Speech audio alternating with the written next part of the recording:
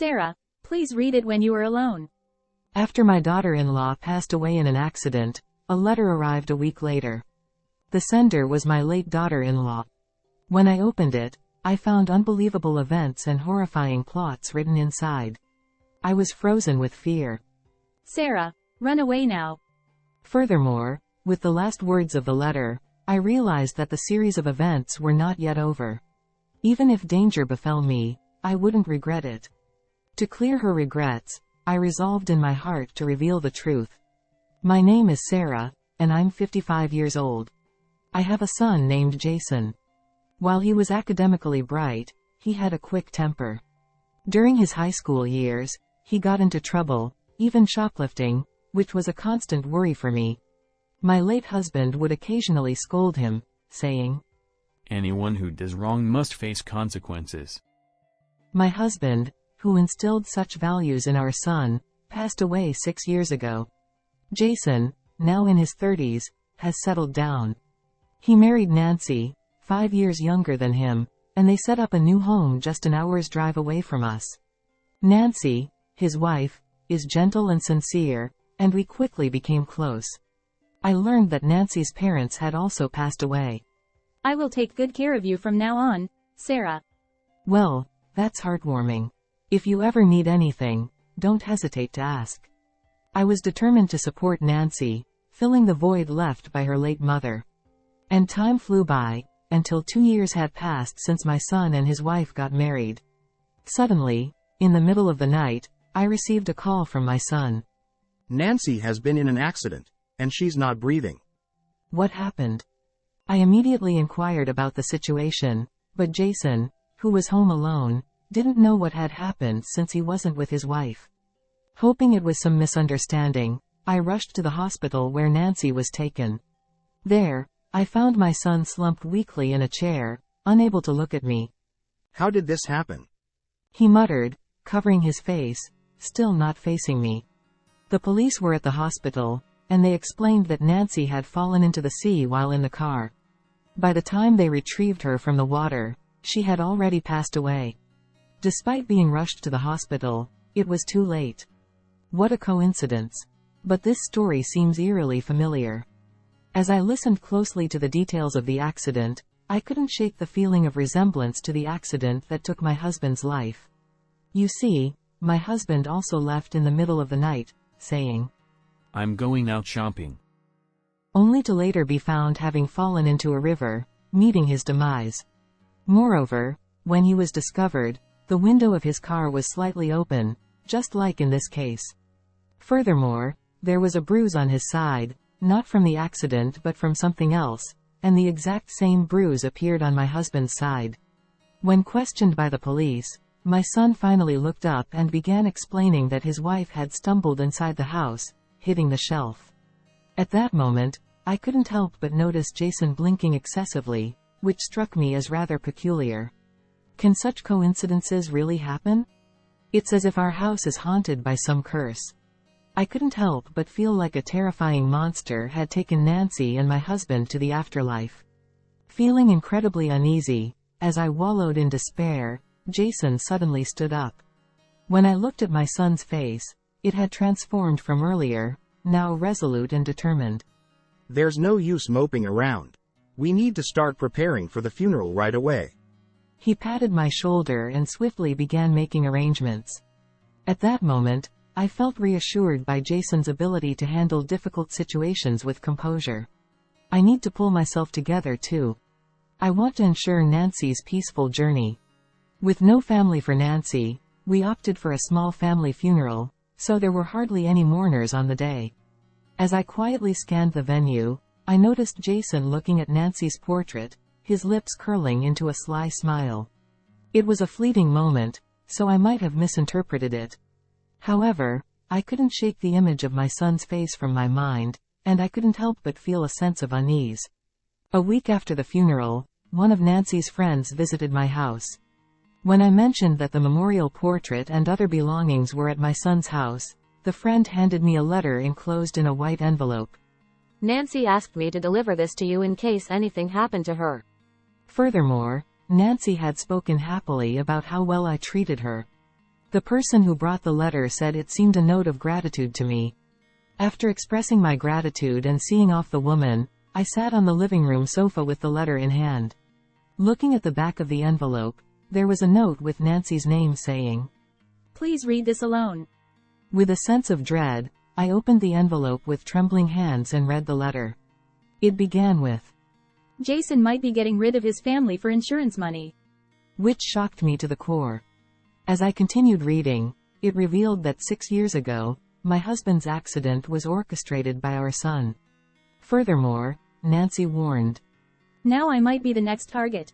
If you receive this letter and I'm already gone, you might be in danger next. Please, run away immediately. Unbelievable as it seemed, these words were written on the page. Nancy, who had no one else, entrusted me with this letter out of a desperate desire for help. Seeing the evidence enclosed, I couldn't help but let out a surprised, "What? This is unbelievable." In the midst of my trembling anger, I couldn't shake off my husband's words echoing in my head.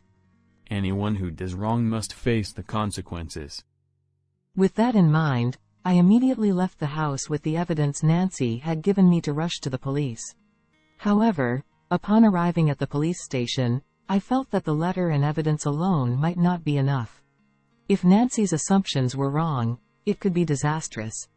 So, I reconsidered and decided to gather evidence diligently on my own. I went to my son's house, used the spare key Nancy had provided, pretended to clean while thoroughly inspecting every corner. Suddenly, I became curious about the closet. Upon opening it, I was met with an unbelievable sight. Could this be true? I couldn't believe it. Amidst shock and confusion, I composed myself and installed hidden cameras to monitor my son's actions. However, for a while, there were no particularly suspicious behaviors. Nevertheless, I meticulously reviewed the camera footage as long as time allowed. Half a year later, just as I began to think that nothing would happen, seeing my child's image on the screen made me rise from the sofa where I had been sitting. The dwindling flame of anger reignited stronger than ever, and I felt a surge of determination to vindicate my husband and daughter-in-law. I absolutely had to uncover the truth with my own hands. Anticipating a call from my son, I waited, and as expected, the call came. Mom, I'm cooking dinner. Come over this weekend and join me.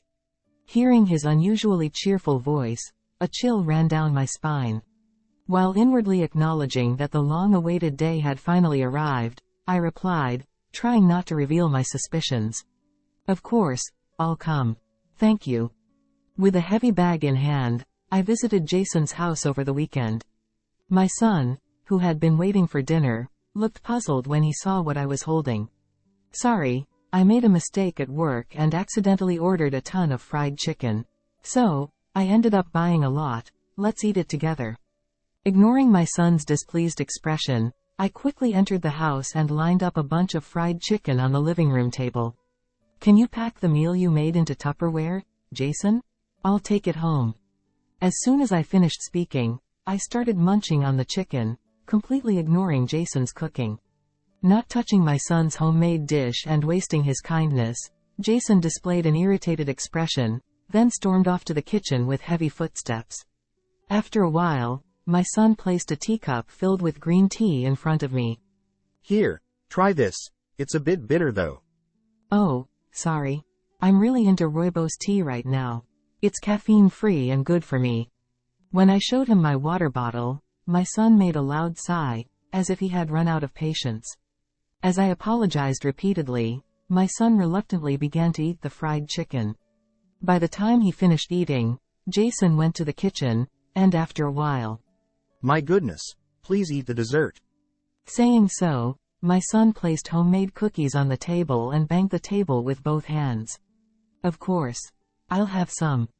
Smiling, as I picked up the last homemade dessert cookie, my son started to look satisfied. Is it good? Yes, it's delicious. And then, perhaps because I was full, I fell asleep soundly on the sofa as soon as I said, "Thank you for the meal." After a while, I found myself being placed in the passenger seat of my car. Driving was, of course, Jason.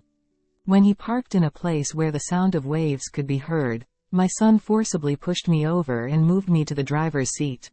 Furthermore, Jason started the car engine and placed my foot on the accelerator. That's it. Stop right there. Huh? I may have seemed asleep, but I've been awake the whole time. I sat up abruptly, stared at my son, then immediately turned off the car engine. This is how you drowned my husband and Nancy in the sea. My son was shocked by my words, his eyes widening. What are you talking about? We just went for a drive. Don't play dumb. Then why did you forcibly move me to the driver's seat? As I glared at my clearly flustered son, he either couldn't come up with an excuse or chose not to respond, just mumbling to himself. Nancy told me something interesting. Apparently, you don't even rush to work when you oversleep. And for someone in sales, you sure seem to lack something, don't you? Huh? She said that? Yes, she did. And there's more where that came from, so you better listen up. I conveyed to him I already knew that Jason had been wandering around without going to work, and that my husband's bank account, which had his father's inheritance, was already empty. After much deliberation, she decided to confront Jason, but as soon as he returned home, Jason went straight to his room and started making a phone call. Sensing something was amiss, Nancy eavesdropped and heard Jason say, "Don't worry. I'm about to receive a large sum of money soon, just like before. I'll support you." And then ended the call. Just then, Nancy found her life insurance policy document, which she had no recollection of, with a substantial payout of $100,000, naming Jason as the beneficiary. Around the same time, it was discovered that Jason had been importing sleeping pills from overseas. Nancy sensed that you might be targeting her life.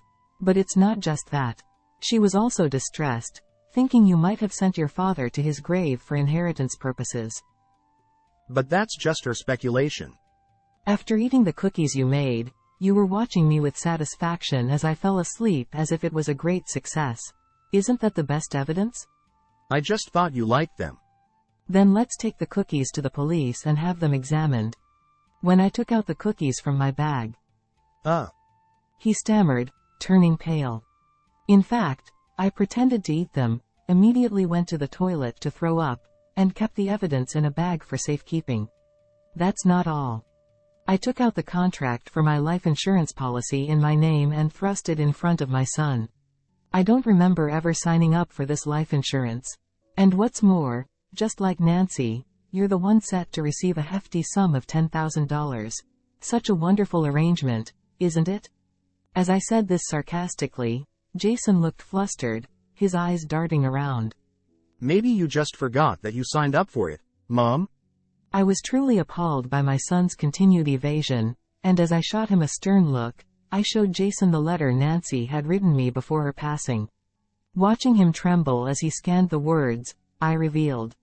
Right after this letter arrived, I had hidden cameras installed in your house to verify the truth. It also recorded you putting sleeping pills in the cookies. I showed Jason the footage on my phone. His delighted expression as he hummed while mixing the cookies seemed devilish, likely thrilled at the prospect of soon obtaining a large sum of money. Putting someone to sleep like that. Do you find joy in taking people's lives? Feeling a mix of sadness and frustration, I involuntarily choked up. But instead of showing any remorse, my son quickly reverted to his usual demeanor. I accidentally mixed up the sleeping pills Nancy had from the hospital with sugar. Plus, there's no evidence linking me to what happened to you and Nancy, right? Excuse me? He seemed rather confident, almost as if he had successfully dodged any suspicion, with a smirk playing on his lips. All we did today was go for a drive, right? Nancy just misunderstood and wrote that letter. And Mom just forgot about the insurance policy. I don't think the police will take any action based on this. Placing his hand on his hip and tilting his head back, Jason laughed triumphantly. You think you can get away with anything as long as there's no evidence? My anger surged at Jason's cowardly attitude. But I hadn't walked into this situation unprepared either. There are hidden cameras installed in this car too. They captured the moment you forcibly pushed me from the passenger seat to the driver's seat. I revealed. My son tilted his head, almost mocking me. So what? The autopsy results of your father and Nancy mentioned a strange bruise on the side, not consistent with the accident. It was caused by you forcibly moving them to the driver's seat, rubbing against the side brake. I explained, lifting my jacket to reveal the freshly reddened area. To my surprise, Jason had inadvertently demonstrated how to create such a bruise using me as a prop in front of the hidden camera. We'll have the shape of the bruise and the side brake verified with the camera footage. With other evidence combined, there's no way you can escape now. When I showed him the image of the history of my son purchasing sleeping pills online, enclosed with Nancy's letter, he tightened his grip and his lips trembled. Jason's nothing but a liar. You wanted money because you got hooked on a DJ and were burning through cash, right? After saying that, I showed him pictures of Jason going to the club to meet the DJ and taking countless photos together. Furthermore, I confronted him with photos I took when I opened my son's closet. It must have been what Jason meant when he told the person on the phone, "I'll support you." Surprisingly, there were 500 photos taken with the DJ. And Jason bought 100 of the same CD for $30 each, along with $28 trillion shirts and heaps of costumes for fans worth hundreds of dollars. Nancy couldn't find where Jason had put all the merchandise he bought. Surely, he hid them somewhere and brought them home after his wife passed away, leaving his son with them. Despite growing suspicion and no decisive evidence, Nancy suffered considerably, overwhelmed by her anguish. In case of emergency, she wrote a letter entrusting a friend, saying, "I just want my mother-in-law to be safe. You're such a heartless person for using sleeping pills to drown your family in the sea. Thanks to my daughter-in-law's letter, I survived. But neither my husband nor Nancy returned to this world. Only an indescribable emptiness swirled within me. I wanted to believe Nancy had just misunderstood. But you acted exactly as she imagined." Jason realized he couldn't talk his way out of this one and turned pale. Jason exclaimed, "Even if you're a parent, you have no right to snoop around someone else's house. "You're the one who took away our family's lives and now you're talking nonsense. This DJ is going to marry a handsome actor. You're just a cash cow." I showed my son today's online news. He was so desperate to delete me that he didn't even notice the news. No way. She said she wanted to share eternal dreams with me. Save that talk for bedtime. The one who will always be there for you is not the DJ, but your family. My son realized everything had ended in failure and burst into tears on the spot. I did so much for her. I've been betrayed. You're the only one who betrayed the family. Mom, please, I'll change and work a little. Just forgive me. Jason clung to me, crying like a baby. Such rotten determination to work a little after sacrificing so many people. The feelings entrusted to me by Nancy and the words left by my husband came back strongly. Always thinking about yourself. Anyone who does wrong must face consequences. I pushed my son away and called the police on the spot. Despite repeatedly bowing his head to me until the police arrived, Jason begged, "Mom, please, let's settle this peacefully." But I had no iota of intention to forgive him. When my son, whom thought had become irredeemable, attacked me, he was subdued by the arriving police officers and taken away. No matter how much he screamed, he himself had pushed away the family who would have helped him. In front of me, all that remained was the red-tinted sea illuminated by the police car's lights, quietly rippling. I will never forgive him. After that, my son was arrested and is now facing trial. The lawyer said, "He might never come out again." I visit my husband's and daughter-in-law's graves every day and it has become a routine to update them on Jason's situation. After visiting the graves, I go to theater rehearsals. Actually, a friend in the theater group taught me how to pretend to sleep, and I was praised for being convincing and even joined the group. Surprisingly, I'll be the cast as the lead role in the next performance. I realized my own talent in an unexpected way. Instead of dwelling on it, I will move forward with a positive attitude towards life.